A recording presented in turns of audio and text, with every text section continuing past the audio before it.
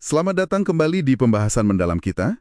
Hari ini kita mau menyelami bab 8 dari buku Thinking Fast and Slow. Ini soal gimana sih pikiran kita, terutama yang otomatis itu, bikin penilaian kilat.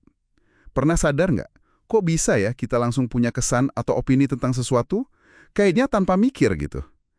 Nah, kita mau coba bongkar nih, proses di balik layar penilaian instan ini. Ini kerjaannya sistem 1, kata Kahneman. Betul sekali. Sistem satu ini kan sistem berpikir otomatis kita. Dia terus-menerus gitu, menilai dunia di sekitar Anda. Seringnya kita nggak sadar sama sekali, ini sumbernya intuisi kita, firasat, kesan pertama. Nah, kita lihat gimana cara kerjanya. Kenapa dia efisien, tapi kok ya bisa bikin kita salah nilai juga? Oke, menarik. Ayo kita mulai bongkar ya. Jadi otak kita ini kayaknya emang nggak pernah berhenti menilai ya. Selalu aja ada evaluasi. Kahneman punya istilah menarik nih, mental shotgun. Maksudnya gimana tuh?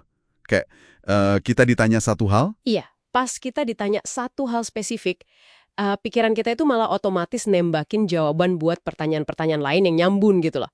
Kayak shotgun aja, satu tembakan tapi pelurunya nyebar ke banyak arah. Gitu kira-kira.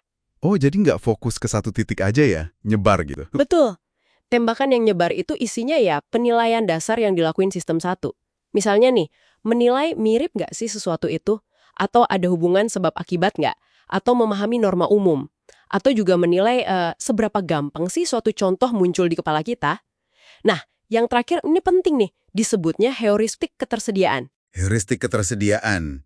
Itu yang bikin kita gampang takut naik pesawat habis dengar berita kecelakaan gitu ya. Iya, persis. Contohnya itu. Karena berita kecelakaannya gampang banget diingat, rasanya jadi lebih mungkin terjadi. Padahal, ya kalau lihat data statistik mungkin beda. Tapi karena gampang muncul di pikiran, jadi terasa lebih nyata risikonya. Oke. Masuk akal. Itu kan karena mudah teringat ya. Terus kalau penilaian dasar yang lain tadi, yang soal norma itu gimana? Nah, soal norma, sistem satu itu secara intuitif paham loh. Gini deh, kalau saya bilang ada tikus raksasa manjat gajah mini, Anda pasti langsung ngerasa ada yang aneh ya kan? Iyalah, aneh banget kedengarannya. Nah, itu karena sistem satu Anda otomatis ngebayangin tikus itu ya ukurannya segitu. Lebih kecil dari sepatu, gajah ya gede, lebih besar dari sofa. Otak kita punya pemahaman bawaan soal ukuran normal hewan-hewan itu. Dan reaksinya seketika. Jadi otomatis muncul perbandingan dengan standar normal di kepala kita ya. Semua ini kan terjadinya di belakang layar nih, otomatis. Tapi kenapa ya sistem satu kok kayaknya lebih milih informasi yang paling gampang muncul aja, yang langsung kelihatan? Nah, ini nyambungnya ke prinsip kunci yang disebutkan Kahneman, YCATI, itu singkatan dari What You See Is All There Is. What you see is all there is. Apa yang kamu lihat ya cuma itu yang ada, gitu. Betul. Jadi sistem satu tuh kerjanya cuma pakai informasi yang ada di depan mata saat itu. Yang gampang diakses. Dia nggak repot-repot nyari informasi yang mungkin hilang atau yang nggak kelihatan. Prinsip YCATI ini yang jadi dasar banyak cara kerja sistem satu. Dan juga, ya, kesalahannya.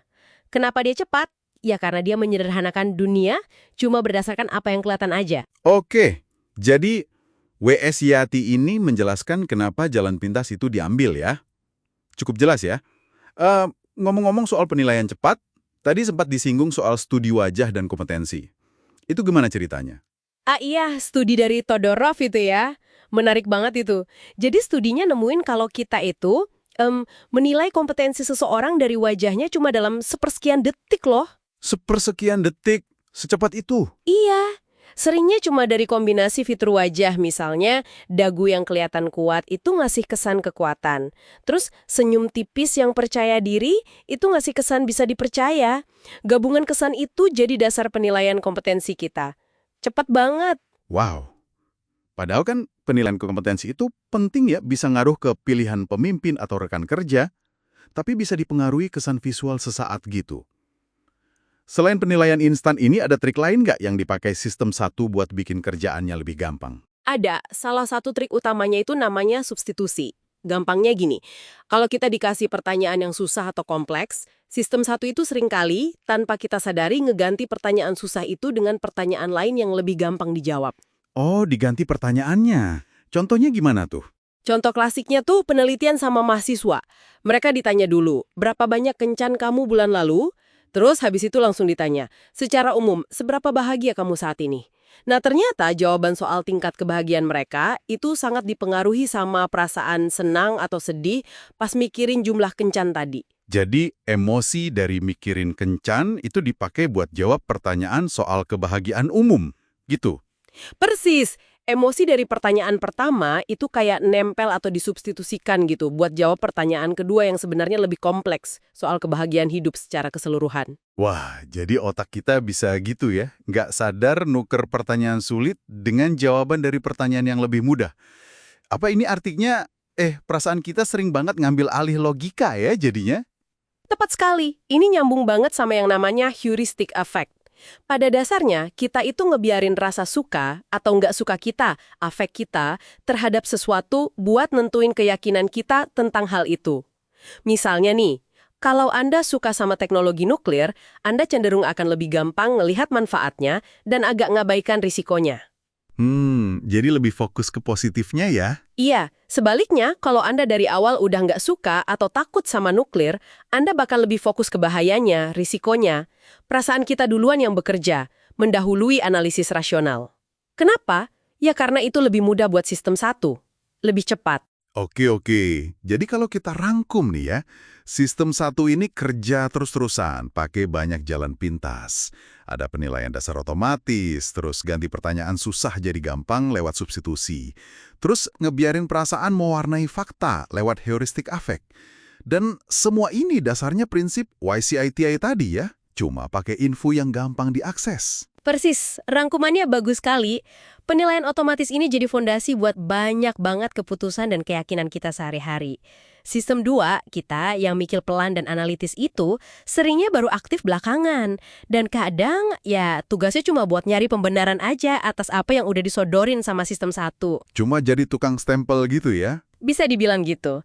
Ini sangat efisien memang buat navigasi hidup sehari-hari, nggak perlu mikir terus-terusan kan? Tapi ya itu, ini juga jadi sumber bias yang sistematis. Karena kita sering ngabaikan informasi penting yang kebetulan nggak langsung kelihatan atau nggak mudah diakses. Oke, ini benar-benar ngasih gambaran yang jelas ya. Gimana penilaian kita itu bisa terbentuk secara instan, kadang tanpa kita sadari prosesnya.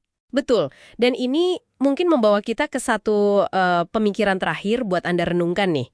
Mengingat betapa kuatnya pengaruh informasi yang paling gampang muncul di pikiran kita, prinsip YSIIT tadi, gimana kalau Anda secara sadar gitu mencoba aktif mencari informasi atau sudut pandang yang tidak langsung tersedia? Gimana kalau Anda coba pertanyakan lagi kesan pertama Anda? Atau sengaja cari data yang mungkin berlawanan dengan intuisi awal? Mungkin nggak sih usaha ekstra dari sistem 2 ini, meskipun pasti lebih capek ya, bisa ngelatih dan akhirnya memperbaiki kualitas penilaian instan yang Anda buat setiap hari? Coba direnungkan.